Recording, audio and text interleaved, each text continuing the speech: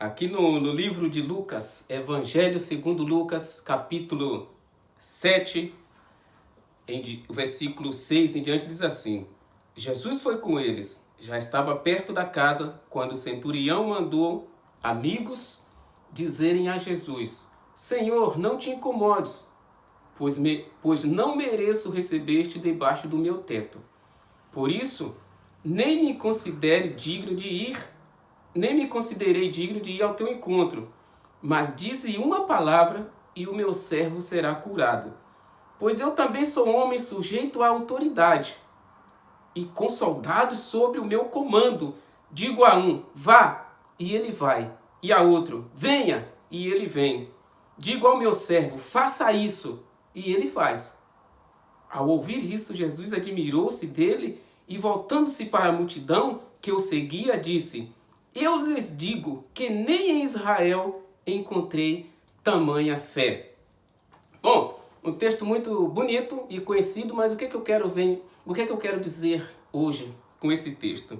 Nós somos pegos aí de surpresa, não tanta surpresa, né? Porque já havia sido ventilado a demissão do ministro da Justiça no Brasil e tá um burburinho tremendo, né? Opiniões contrárias, pessoas se agredindo, uns comemorando, outros entristecidos e as pessoas atônitas. Mas sem querer entrar no mérito da questão, falar desse ou daquele, porque na verdade a gente não sabe de todos os fatos, mas eu vou analisar aqui o que eu ouvi na entrevista, porque eu assisti a entrevista do ministro e eu ouvi da sua própria boca.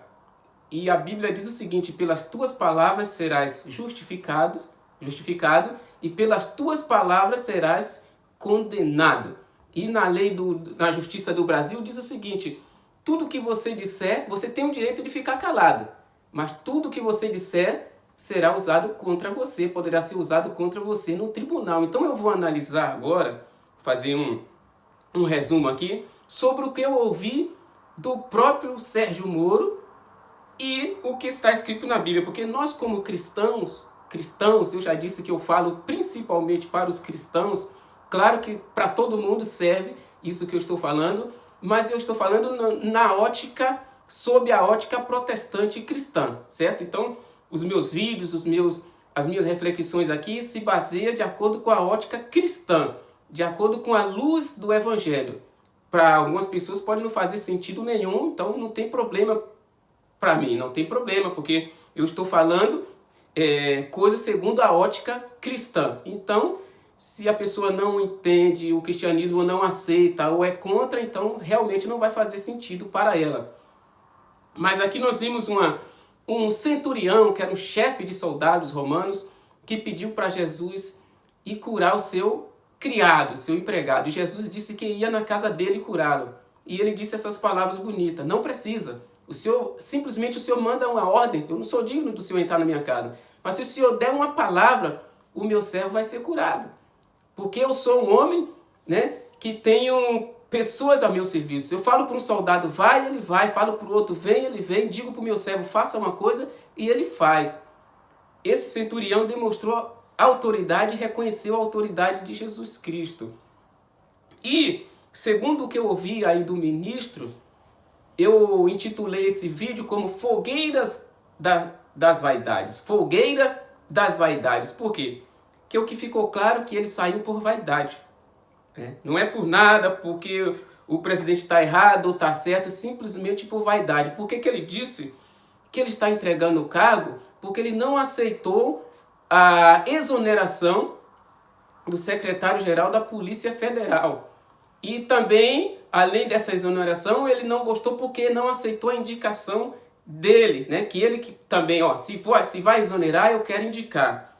Primeiro ponto: o cargo de chefia da Polícia Federal compete ao presidente da República. Então isso é uma prerrogativa do presidente. Quem tem o direito e a autonomia e o poder de escolher e nomear o chefe da Polícia Federal é o presidente. Ponto. O ministro já está errado por isso, porque você não pode passar por cima das atribuições. O centurião aqui está falando, se o Senhor mandar uma palavra, a doença vai sair, porque o Senhor está sobre as doenças, o Senhor tem poder sobre as doenças. Entendeu? Então o ministro, ele se indignou, porque ele queria ter o direito de nomear o secretário. Este primeiro, o que saiu, foi nomeado por ele, e ele queria continuar nomeando, certo? Sendo que essa atribuição é do presidente. O presidente não tem poder para nomear o seu secretário? E outra coisa, o que está acontecendo no Brasil? O Brasil, os governos do Brasil, até então, estavam acostumados a ter presidentes de fantoche. Presidentes fictícios, porque quem manda é o Congresso, quem manda é o Supremo, quem manda são os empresários, quem manda é a mídia, quem manda são os sindicatos, é a OAB, é a UNE e movimentos, né, terroristas, que chamados de movimentos populares, mas são movimentos terroristas, são essas pessoas que sempre mandaram no Brasil. O presidente só assina o que já lhe vem pronto. E eles encontraram um camarada que é militar. O militar tem uma ética e um padrão de comportamento diferente de nós que somos civil. O militar é treinado para obedecer e ser obedecido. Existe hierarquia, existe comando, existe poder, existe submissão. Os militares são preparados, são ensinados para obediência e também serem obedecidos. Bolsonaro é um capitão e ele é o presidente. O presidente está acima do ministro. O ministro da Justiça, por ele ser um juiz, ele não está acostumado a obedecer, porque o juiz assina e dá ordem, cumpra-se. Né? Já tem um ditado aí que lei judicial, ordem judicial não se discute, se cumpre. Então o ministro é um juiz, ele está acostumado a assinar e a pessoa cumprir e obedecer sem questionamentos. E talvez ele pensou que chegando no governo, ele iria ter um poder paralelo. Mas todos os ministérios estão subordinados ao executivo, estão subordinados ao presidente. Por mais ilibado que seja, por mais honesto, por mais sábio, por mais competente que seja o ministro, ele não está acima do presidente. E o presidente escolhe os ministros, pessoas de sua confiança, que vista a sua camisa, que estejam alinhados com o seu governo. O presidente já tem a oposição, ele já tem toda uma gama de pessoas querendo lhe derrubar o tempo inteiro. Ele não precisa de ministros querendo fazer um governo paralelo dentro do governo. Isso é lógica, isso é raciocínio, isso é entendimento. Não estou criticando a pessoa do ministro e nem elogiando a pessoa do presidente. Eu estou colocando as coisas no seu devido lugar, de acordo com a ética cristã e de acordo com o raciocínio lógico. Cargo de ministério são cargos de confiança que pertencem ao governo. O governo coloca o ministro para lhe auxiliar no governo, para seguir a sua linha de pensamento, porque tudo que o ministro faz é de acordo com o governo. Né? O nome que está lá é o nome do presidente, não do ministro. Se o ministro acertar, é ponto para o presidente. Se ele errar, é ponto desfavorável para o presidente. O Brasil não está acostumado com ordem. O lema da bandeira nacional é ordem e progresso. Mas depois que os militares entregaram o poder, não teve mais ordem. A ordem acabou, porque eles falam tanto em democracia, mas na verdade eles querem implantar a anarquia, onde não há poder, onde não tem controle, onde não tem governo. Tirar o poder dos pais, tirar o poder dos irmãos mais velhos, tirar o poder das pessoas mais idosas, tirar o poder da polícia, tirar o poder do professor, tirar o poder das instituições. No Brasil eles se implantaram e querem fazer prevalecer a anarquia.